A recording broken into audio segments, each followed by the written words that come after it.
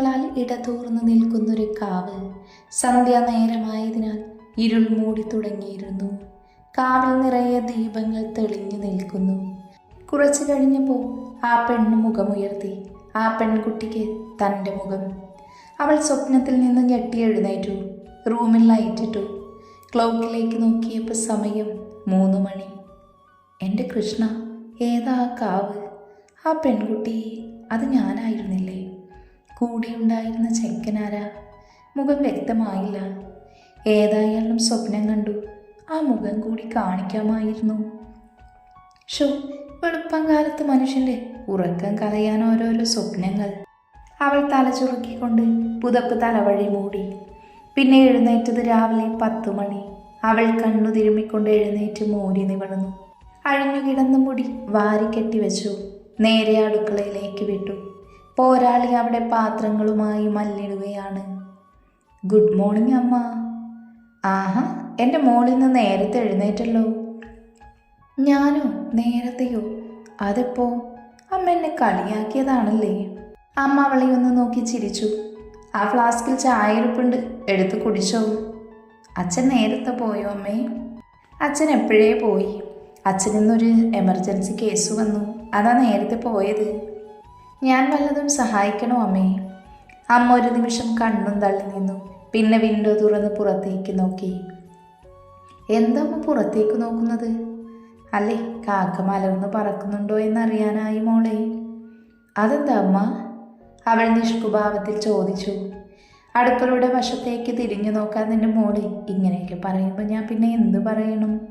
ഈശ്വര, ഇനി എൻ്റെ ചെവിയെങ്ങാനും അടിച്ചു പോയോ? അമ്മ ചെവിയുടെ അടുത്ത് വിരഞ്ഞൊടിച്ചുകൊണ്ട് പറഞ്ഞു. ഇല്ലല്ലോ, ശബ്ദം കേൾക്കുന്നുണ്ടല്ലോ. അമ്മേ! അവൾ ചവിട്ടിത്തുള്ളി തൻ്റെ റൂമിലേക്ക് പോയി. ഇതാണ് നമ്മുടെ നായിക, നന്ദു എന്ന ദേവനന്ദ. സുരേഷ് കുമാറിൻ്റെയും സീതയുടെയും ഒരേ ഒരു സൽപുത്രി. അവർ അമേരിക്കയിൽ സെറ്റിൽഡാണ്. സുരേഷ് അറിയപ്പെടുന്നൊരു ന്യൂറോളജിസ്റ്റാണ്. അമ്മ സീത ഹൗസ് വൈഫ്. നന്ദു പഠനമെല്ലാം കഴിഞ്ഞ് ഒരു സ്റ്റാർട്ടപ്പ് തുടങ്ങാനുള്ള പ്ലാനിൽ അങ്ങനെ നിൽക്കുവാണ്.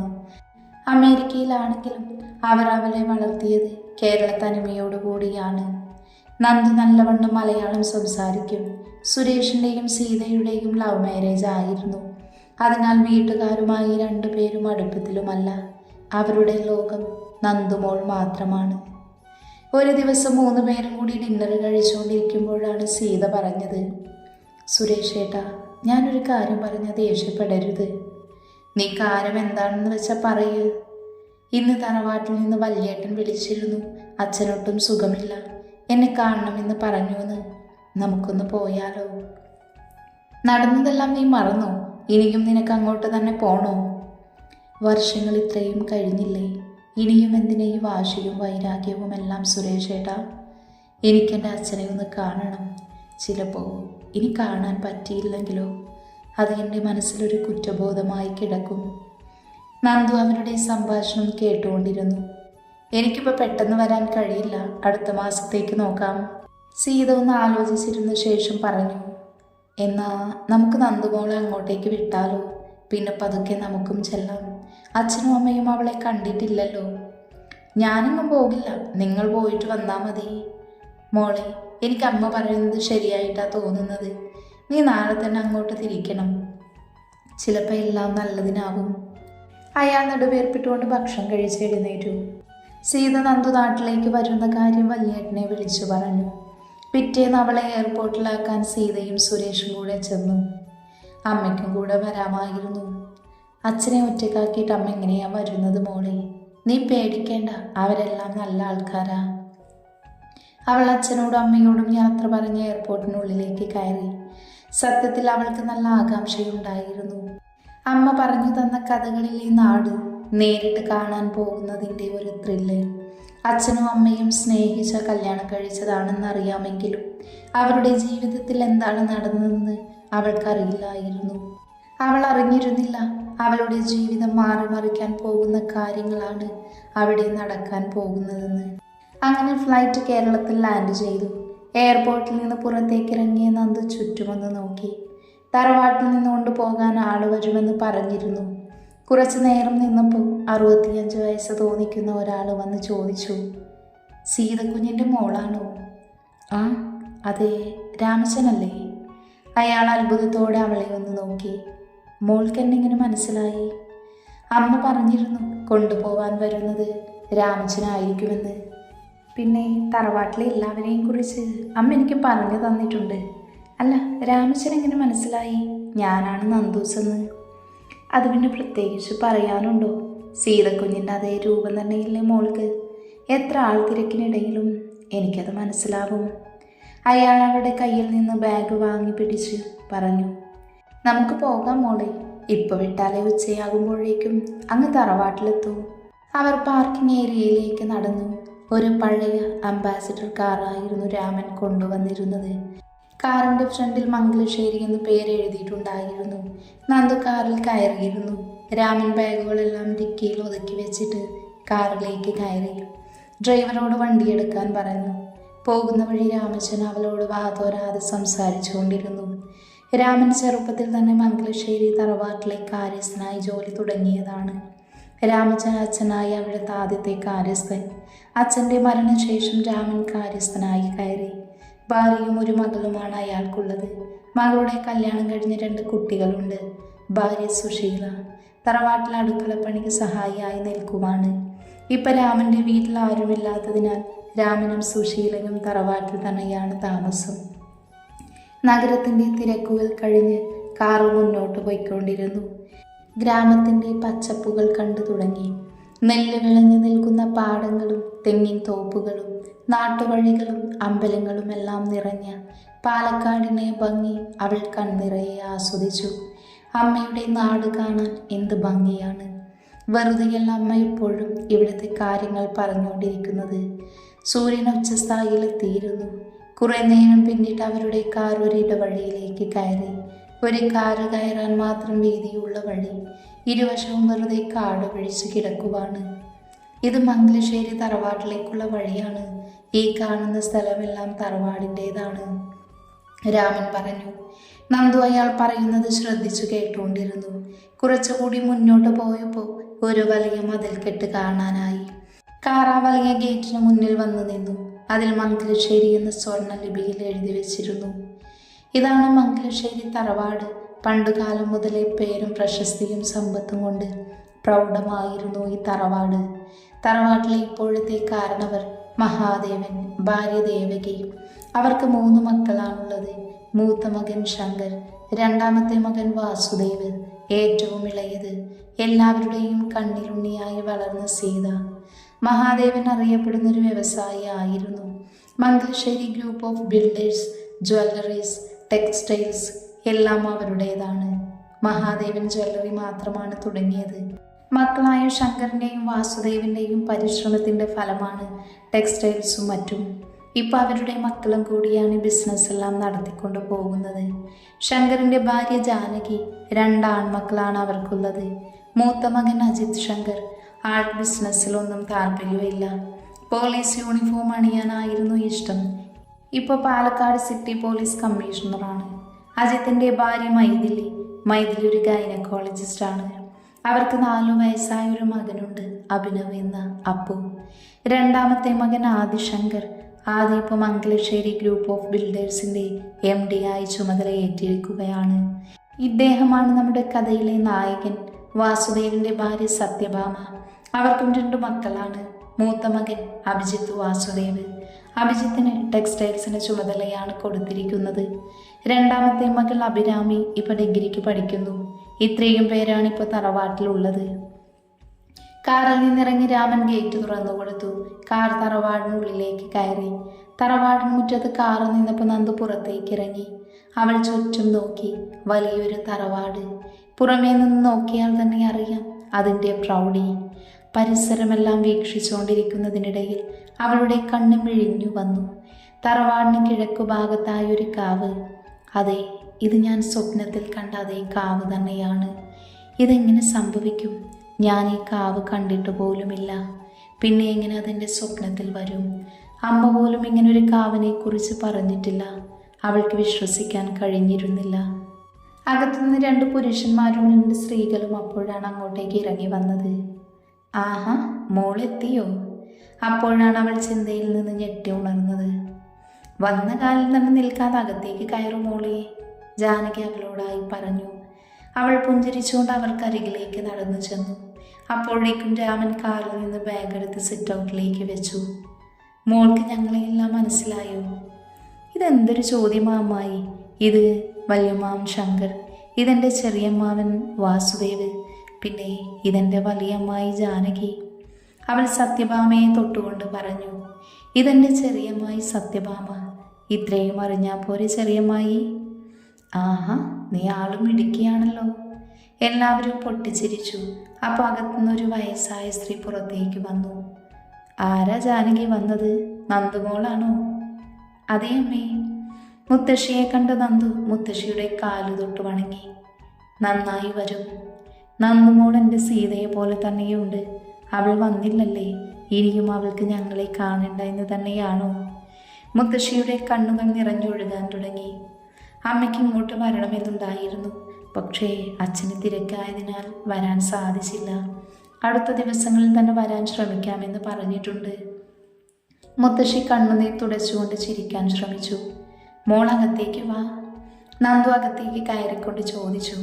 ബാക്കിയുള്ളവരെല്ലാം എവിടെ? അജിൻമോന് സ്റ്റേഷനിലേക്ക് പോയി, മൈഥിലിമോള് ഹോസ്പിറ്റലിൽ പോയി, ആദ്യ ബിസിനസ് ആവശ്യത്തിന് വേണ്ടി ചെന്നൈയിൽ പോയിരിക്കുവാണ്, നാളെ വരും. ജിത്തുമോൻ ടെക്സ്റ്റൈൽസിലേക്ക് പോയിരിക്കുക, അഭിമോള് പഠിക്കാൻ പോയി. എല്ലാവരും വൈകുന്നേരം ആവുമ്പോഴേക്കും എത്തും. മുത്തശ്ശൻ എവിടെ? മുത്തശ്ശൻ കിടക്കുകയോ മോളെ, മോള് വാ.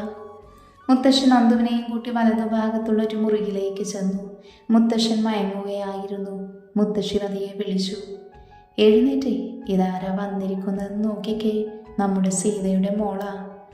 മുത്തശ്ശൻ കണ്ണു തുറന്ന് ചുറ്റും നോക്കി. നന്ദുവിനെ കണ്ട മുത്തശ്ശൻ്റെ കണ്ണുകൾ വിടർന്നു. മുത്തശ്ശൻ എഴുന്നേൽക്കാൻ ശ്രമിച്ചു. നന്ദു വേഗം ചെന്ന് മുത്തശ്ശനെ താങ്ങി പിടിച്ച് കട്ടിലിരുത്തി. മുത്തശ്ശൻ അവളെ അടുത്തേക്ക് വിളിച്ചു. മോളിങ്ങ് വന്നേ, എൻ്റെ അടുത്തിരിക്ക്. അവൾ വേഗം തന്നെ കട്ടിൽ മുത്തശ്ശൻ്റെ അരികത്തായിരുന്നു. മുത്തശ്ശൻ അവളുടെ തലയിലും കവിളിലും വാത്സല്യത്തോടെ തലമുടി. എൻ്റെ സീത മോള് പോലെ തന്നെയുണ്ട്. അവൾക്കവിടെ സുഖമാണോ? അമ്മ സുഖമായിരിക്കുന്നു മുത്തശ്ശ. മരിക്കുന്നതിന് മുൻപ് അവളെ ഒന്ന് കണ്ടാൽ മതിയായിരുന്നു. അത് പറഞ്ഞപ്പോൾ അയാളുടെ ശബ്ദമൊന്ന് വിടറി. നന്ദുവിന് അത് കണ്ട് സങ്കടമായി. അവൾ മുത്തശ്ശനെ കെട്ടിപ്പിടിച്ചുകൊണ്ട് പറഞ്ഞു. എൻ്റെ മുത്തശ്ശൻ സങ്കടപ്പെടേണ്ട കേട്ടോ, അമ്മ വേഗം വരും മുത്തശ്ശനെ കാണാൻ. മുത്തശ്ശനും കൊച്ചുമോളും പുന്നരിച്ചതൊക്കെ മതി, മോള് പോയി കുളിക്കാൻ നോക്ക്. നോക്ക് മോളെ, നിന്റെ മുത്തശ്ശിയുടെ ഒരു കുശുമ്പ്, മുത്തശ്ശൻ പുഞ്ചിരിച്ചുകൊണ്ട് പറഞ്ഞു. നന്ദു അത് കേട്ട് പൊട്ടിച്ചിരിച്ചു. എന്നാൽ ഞാൻ ഫ്രഷായിട്ട് വരാം മുത്തശ്ശ. നന്ദു റൂമിൽ നിന്ന് പുറത്തേക്ക് ഇറങ്ങി. എൻ്റെ ആ ഊന്നുവടിങ്ങെടുത്ത് ദേവകി, ഞാനൊന്ന് പുറത്തേക്ക് ചെല്ലട്ടെ. കൊച്ചുമോളെ കണ്ടപ്പോൾ നിങ്ങളുടെ രോഗമെല്ലാം മാറിയോ മനുഷ്യ? മുത്തശ്ശൻ മുത്തശ്ശിയെ നോക്കി ചിരിച്ചു കാണിച്ചു. എനിക്കെല്ലാം മനസ്സിലാകുന്നുണ്ട്. ഈ കള്ളരോഗമെല്ലാം നിങ്ങളുടെ അടവായിരുന്നല്ലേ. കഴിഞ്ഞ ദിവസം നിങ്ങൾ പതിവില്ലാതെ സീതമോളെ കാണാൻ തോന്നുന്നു എന്ന് പറഞ്ഞപ്പോൾ തന്നെ ഞാൻ ഊഹിച്ചതാ എന്തെങ്കിലും ഒപ്പിക്കുമെന്ന്. നീ ഇതാരോടും പറയല്ലേ. ആരോടെങ്കിലും പറയണോ വേണ്ടയോ എന്ന് ഞാനൊന്ന് ആലോചിക്കട്ടെ. അങ്ങനെ പറയില്ലെൻ്റെ ദൈവം എന്ന് പറഞ്ഞ് മുത്തശ്ശിയുടെ താടികൾ പിടിച്ചു. ഒന്ന് പോ മനുഷ്യ, വയസ്സാം കാലത്ത് ഓരോരോ വേഷം കെട്ടുകൾ. പുറത്തേക്കിറങ്ങിയ നന്ദുവിന് സത്യഭാമ മുറി കാണിച്ചു കൊടുത്തു. മുകളിലത്തെ നിലയിലായിരുന്നു അവൾക്കുള്ള മുറി. ഉള്ളിലേക്ക് കയറും തോറും വീടിൻ്റെ വലുപ്പം കൂടുന്നത് പോലെ അവൾക്ക് തോന്നി. മുകളിലത്തെ നിലയിൽ കയറുമ്പോഴേക്കും ഇടനാഴിയാണ്. അതിനിരുവശങ്ങളിലും നിറയെ മുറികളുണ്ട്. അവർ നടന്ന് ഇടനാഴിയിലൂടെ അറ്റത്തുള്ള മുറിയിലെത്തി. മുറിയുടെ വാതിൽ തുറന്നുകൊണ്ട് സത്യഭാമ പറഞ്ഞു. ഇത് മോളുടെ അമ്മയുടെ മുറിയാണ്. സത്യം പറഞ്ഞ ഞാൻ കണ്ടിട്ടില്ല സീതയെ. ഞാൻ കല്യാണം കഴിച്ചു വരുമ്പോഴേക്കും സീതയുടെ കല്യാണം കഴിഞ്ഞിരുന്നു. ഏടത്തി പറഞ്ഞാണ് അറിഞ്ഞത് ഇത് സീതയുടെ മുറിയാണെന്ന്. സീത പോയതിൽ പിന്നെ ഇവിടെ ആരും കിടക്കാൻ മുത്തശ്ശൻ സമ്മതിക്കാറില്ല. സുശീല ചേച്ചി ഇടയ്ക്ക് തൂത്ത് തുടച്ചിട്ട് പോകും. പിന്നെ ആദ്യമോൻ ഇടയ്ക്ക് വന്നിരിക്കുന്നതും കാണാം. ഓ, വർത്താനം പറഞ്ഞ് ഞാൻ എങ്ങോട്ടാണ് പോകുന്നത്? മോള് പോയി ഫ്രഷായിക്കോളൂ. മോളുടെ ബാഗെല്ലാം ആ കബോർഡിൽ വെച്ചിട്ടുണ്ട് കേട്ടോ. കുളി കഴിഞ്ഞ് ഭക്ഷണം കഴിക്കാൻ താഴേക്ക് വന്നോളൂ. സത്യഭാമ മുറിയിൽ നിന്ന് പുറത്തേക്ക് പോയി നന്ദു വാതിൽ കുറ്റിയിട്ട് മുറിയാകെ ഒന്ന് വീക്ഷിച്ചു. തൻ്റെ അമ്മ കുട്ടിക്കാലം ചിലവഴിച്ച മുറി, ഇത്രയും വലിയ വീട്ടിൽ ഓടിക്കളിച്ച് വളർന്ന അമ്മയ്ക്ക് എങ്ങനെ അമേരിക്കയിലെ ഫ്ലാറ്റിലെ 3 മുറിക്കുള്ളിൽ ഒതുങ്ങിക്കൂടാൻ പറ്റുന്നു എന്ന് അവൾക്ക് ആ നിമിഷം അതിശയം തോന്നി. മുറി നല്ല വൃത്തിയായി സൂക്ഷിച്ചിട്ടുണ്ട്. ഒരു വലിയ കട്ടിലും സൈഡിലായി ഒരു മേശയും കസേരയും. പിന്നെ മുറിയിൽ ഒരു വലിയ ഷെൽഫുണ്ടായിരുന്നു. അതിൽ നിറയെ പുസ്തകങ്ങൾ നിരന്നിരിപ്പുണ്ട്. അതിൽ നിന്നൊരു ബുക്കെടുത്ത് അവൾ മറിച്ചു നോക്കി. ഒരു മലയാളം നോവലായിരുന്നു അത്. അതിൻ്റെ ആദ്യത്തെ പേജിൽ സീതാ മഹാദേവൻ എന്ന് എഴുതിയിട്ടുണ്ടായിരുന്നു. ഓ, ഇതെല്ലാം അമ്മയുടെ ബുക്കുകളായിരുന്നു. അവൾ ഓരോ ബുക്കുകളായി എടുത്തു നോക്കി. ഒരു ബുക്കെടുത്തപ്പോൾ അതിൽ നിന്നൊരു പേപ്പർ താഴേക്ക് വീണു. അവൾ അതെടുത്ത് വായിച്ചു നോക്കി. പ്രിയപ്പെട്ട സീതയ്ക്ക്, നമുക്കിനിയും പിടിച്ചു നിൽക്കാൻ കഴിയുമെന്ന് തോന്നുന്നില്ല. നിന്റെ അച്ഛനും ഏട്ടന്മാരും നമ്മുടെ ബന്ധത്തെ അംഗീകരിക്കില്ല. അവർ ഇന്നലെ വീട്ടിൽ വന്ന് പ്രശ്നം ഉണ്ടാക്കി. നമുക്ക് എങ്ങോട്ടെങ്കിലും പോകാം. ഞാൻ വിളിച്ചാൽ നീ എൻ്റെ കൂടെ വരില്ലേ? പിന്നെയും അതിൻ്റെ കൂടെ വരികൾ എഴുതിയിട്ടുണ്ടായിരുന്നു. അച്ഛനമ്മയ്ക്ക് എഴുതിയ കത്താണെന്ന് മനസ്സിലാക്കി അവൾ പുഞ്ചിരിച്ചുകൊണ്ട് അത് ആ ബുക്കിൽ തന്നെ മറച്ചു വെച്ചു. അപ്പോഴാണ് അവൾ അടഞ്ഞു കിടക്കുന്നൊരു വാതിൽ കണ്ടത്. അവൾ അത് തുറന്നു നോക്കി. അത് ബാൽക്കണിയിലേക്കുള്ള വാതിലായിരുന്നു. അവൾ ബാൽക്കണിയിലേക്ക് പതിയെ ചെന്നു. അവിടെ നിന്നാൽ തറവാടിൻ്റെ മുൻവശവും കാവും എല്ലാം വ്യക്തമായി കാണാൻ കഴിയും. ഉച്ചനേരമായതിനാൽ ബാൽക്കണിയിലേക്ക് വെയിലടിക്കുന്നുണ്ടായിരുന്നു. അവൾ തിരിച്ചു മുറിയിലേക്ക് ചെന്നു. കബോർഡ് തുറന്ന് അതിൽ നിന്നൊരു ഡ്രസ്സ് എടുത്ത് കുളിക്കാൻ കയറി. കുളി കഴിഞ്ഞ ശേഷം അവൾ താഴേക്ക് ചെന്നു. മുത്തശ്ശനും മുത്തശ്ശിയും അമ്മാവന്മാരും എല്ലാം ഭക്ഷണം കഴിക്കാൻ അവളെ കാത്തിരിക്കുവായിരുന്നു. അവൾക്ക് വേണ്ടി അവർ ഒരു സദ്യ തന്നെ ഒരുക്കിയിരുന്നു. അല്ല, അച്ഛൻ്റെ രോഗമൊക്കെ മാറിയോ? കഴിഞ്ഞ ഒരാഴ്ചയായി കിടന്ന കിടപ്പായിരുന്നല്ലോ. ശങ്കർ തമാശയായി ചോദിച്ചു. എൻ്റെ നന്ദുമോള് കണ്ടില്ലേ, എൻ്റെ പകുതി രോഗവും മാറി, മുത്തശ്ശൻ പതിയെ പറഞ്ഞു. അപ്പോഴാണ് ഒരാൾ പതുങ്ങി മേശയ്ക്കടുത്ത് വന്ന് നിന്നത്. വേറെ ആരുമല്ല, നമ്മുടെ അപ്പുവാണ്. ആള് പ്ലേ സ്കൂളിൽ പോയി വന്നതാണ്. വീട്ടിലെ പുതിയ അതിഥിയെ കണ്ട് അങ്ങനെ നിൽപ്പാണ് ആള്. നന്ദു അപ്പുവിനെ ഒന്ന് നോക്കി. ഇതാണ് അജിമോൻ്റെ കുഞ്ഞ്, അവൻ നഴ്സറിയിൽ പോയിട്ട് വന്നതാ, ജാനകി അവളോടായി പറഞ്ഞു. എന്താ മോൻ്റെ പേര്? ഞാൻ അപ്പു. ആഹാ, ഞാൻ മോൻ്റെ ആൻറ്റിയാണ്, നന്ദു ആൻറ്റി. അപ്പു മോൻ ഇങ്ങ് വന്നേ. അവൻ പെട്ടെന്ന് ആളുകളോട് ഇണങ്ങാറില്ല, ജാനകി അത് കണ്ട് പറഞ്ഞു. ആണോ അപ്പൂട്ട? എന്നാൽ അപ്പുകുട്ടനെ ഇണക്കാൻ പറ്റുമോ എന്ന് ഞാനൊന്ന് നോക്കട്ടെ. അവൾ വേഗം മുറിയിലേക്ക് ചെന്ന് ബാഗ് എടുത്ത് അതിൽ നിന്ന് ചോക്ലേറ്റ് ബോക്സ് എടുത്ത് കൊണ്ടുവന്ന് അപ്പുവിനെ കാണിച്ചിട്ട് പറഞ്ഞു. ഈ ചോക്ലേറ്റ് വേണ്ടവർ എൻ്റെ അടുത്ത് വന്നാൽ ഞാൻ തരും, അല്ലെങ്കിൽ ഞാനിത് മുഴുവൻ കഴിച്ചു തീർക്കും. അപ്പോൾ ആർക്കൊക്കെയാ ചോക്ലേറ്റ് വേണ്ടത്? എനിക്ക് വേണം. ചോക്ലേറ്റ് വേണമെങ്കിൽ എൻ്റെ അടുത്തേക്ക് വാ. അപ്പു വേഗം തന്നെ നന്ദുവിൻ്റെ മടിയിൽ കയറിയിരുന്നു. ചോക്ലേറ്റിൻ്റെ ബോക്സ് നന്ദുവിൻ്റെ കയ്യിൽ നിന്ന് വാങ്ങാൻ ശ്രമിച്ചു. ചോക്ലേറ്റൊക്കെ തരാം, പിന്നെ ഒരു കണ്ടീഷനുണ്ട്, ഞാൻ തരുന്ന ചോറ് മുഴുവനും കഴിക്കണം. അപ്പു ദയനീയമായി നന്ദുവിനെ ഒന്ന് നോക്കി. നന്ദു അവന് ചോറ് വാരിക്കൊടുത്തു. അവൻ മുഴുവൻ ചോറും കഴിച്ചു. ഞാൻ പുറകെ നടന്നാൽ പോലൊന്നും കഴിക്കാത്തവനാ. ഇപ്പം നന്ദു ആൻറ്റിയെ കണ്ടപ്പോൾ എന്തൊരു സൽസ്വഭാവി. അത് കണ്ട് ജാനകി പറഞ്ഞു. എല്ലാവരും ഭക്ഷണം കഴിച്ചു കഴിഞ്ഞപ്പോൾ അപ്പു നന്ദു കൊടുത്ത ചോക്ലേറ്റ് എല്ലാവർക്കും കൊടുത്തു. കുറേ അവനും അകത്താക്കി. വിശ്രമിക്കാനായി റൂമിലേക്ക് പോകാൻ തുടങ്ങിയ നന്ദുവിനോട് അപ്പു പറഞ്ഞു. നന്ദു ആൻറ്റി, ഞാനും വരുന്നു. വേണ്ട അപ്പു, ആൻറ്റി ഉറങ്ങിക്കോട്ടെ, മോനിങ്ങ് പോര്. അവൻ എൻ്റെ കൂടെ കിടന്നോട്ടെ വല്യമ്മായി. അപ്പുവിന് അത് കേട്ട് സന്തോഷമായി. നന്ദു അപ്പുവിനെയും എടുത്ത് മുറിയിലേക്ക് പോയി. അവനെ കട്ടിൽ കിടത്തിയ ശേഷം അവളും കിടന്നു. നന്ദു ആൻറ്റി, എനിക്കൊരു കഥ പറഞ്ഞു തരുമോ? അതിനെന്താ, മോനെ ഏത് കഥയാ കേൾക്കേണ്ടത്? എനിക്ക് പ്രേതത്തിൻ്റെ കഥ മതി. നന്ദു കുറേ കഥകൾ പറഞ്ഞ് അവനെ പേടിപ്പിച്ചു.